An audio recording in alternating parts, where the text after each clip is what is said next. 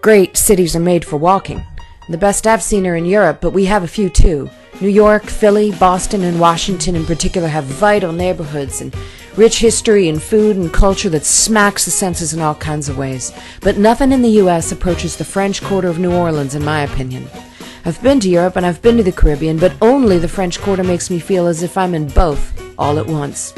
So when I learned I'd be going to New Orleans for work, the first thing I packed was the camera.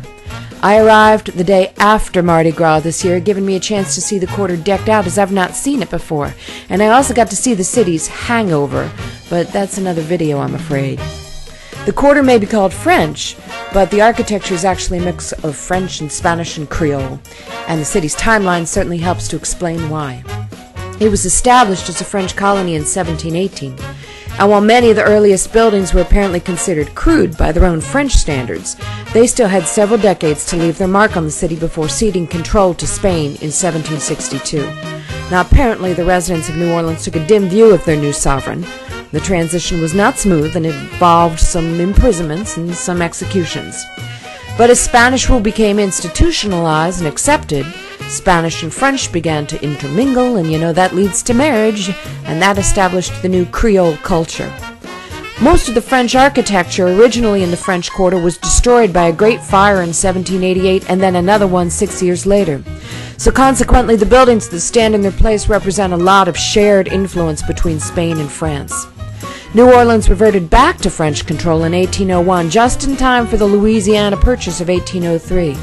Statehood came in 1815, by which time most of the buildings we now love in the French Quarter had been built. So why do these buildings speak to me?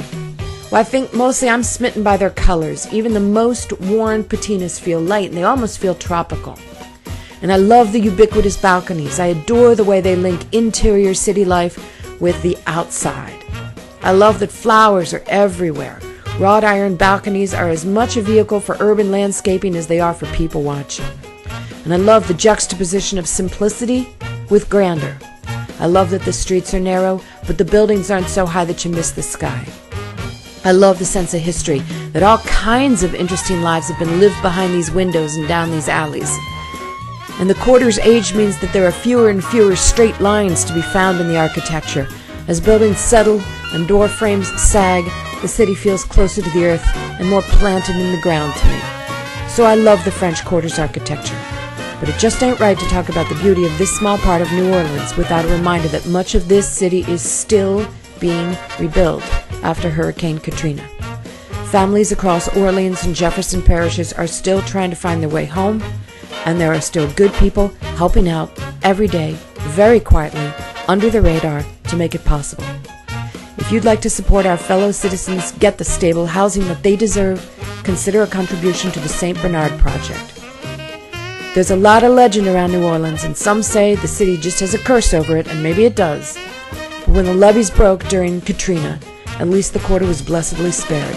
It's one of the most amazing urban areas in this country.